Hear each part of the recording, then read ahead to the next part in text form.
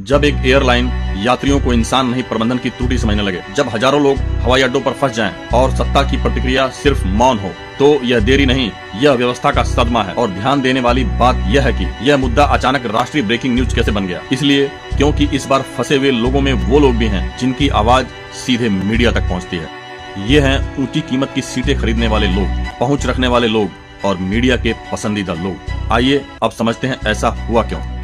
देश की 60% हवाई आवाजाही पर इंडिगो का नियंत्रण है। कंपनी अरबों का लाभ कमा रही है, लेकिन इसकी सेवाओं की हालत लगातार गिरती जा रही है। भीड़ प्रबंधन, सूचना प्रणाली और यात्रियों के प्रति संवेदनशीलता तीनों लगभग शून्य है। इनकी व्यावसायिक नीति बहुत सरल है, ज्यादा से ज्यादा टिकट बेचो, कम से कम स्टाफ रखो और जब व्यवस्था ढह जाए तो गलती यात्रियों पर डाल दो। एयरलाइन हमेशा निर्दोष और ग्राहक हमेशा दोषी ठहरा जाता है। इंडिगो हर बार एक नया बहाना पेश करती है, कभी तकनीकी दिक्कत, कभी स्टाफ की कमी और कभी मौसम।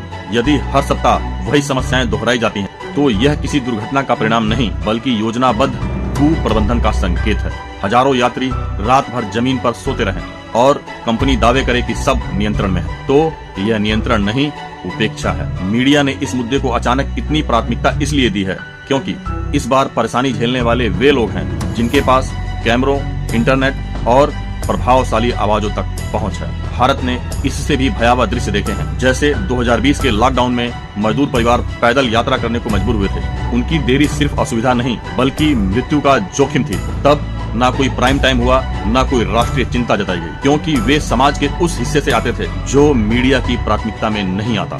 समस्या वही है, बस पीड़ित बदल गए हैं। इंडिगो ऑन टाइम का नारा देती है, जबकि हकीकत में यात्री 6 घंटे कतार में और 8 घंटे प्रतीक्षा में खड़े रहते हैं, पर उन्हें जानकारी तक नहीं मिलती। यदि ऐसी अराजकता रेलवे में दिखाई देती तो संसद और नियामक संस्थाएं तुरंत एक्शन लेती, जबकि एयरलाइन क्षेत्र में ऐसा होते ही इसे ऑपरेशनल इशू कह के मामला बंद कर दिया जाता है। यहाँ सेवा से ज्यादा पूंजी और लाभ की सुरक्षा की जाती है। सरकार और नियामक संस्थाएं इस मुद्दे पर चुप हैं, जबकि उन्हें सबसे पहले हस्तक्षेप करना चाहिए। जब देश की सबसे बड़ी एयरलाइन जनता को नुकसान पहुंचा रही है, तो जवाबदेही तय करना सरकार का कर्तव्य है। लेकिन जब नियामक संस्थाएं कमजोर और कारपोरेट शक्तिशाली हो जाए, तो लोकतंत्र धीरे धीरे स्टैंड बाय मोड में चला जाता है। इंडिगो को समझना होगा कि लाभ केवल अधिकार नहीं बल्कि सामाजिक दायित्व भी लाता है, और सरकार को याद रखना होगा कि नागरिकों की गरिमा की रक्षा करना उसका संवैधानिक कर्तव्य है। यदि आज कठोर कदम नहीं उठाए गए तो कल फिर यात्री फंसे होंगे, और इंडिगो इन्हीं शब्दों को दोहराएगी। ऑपरेशनल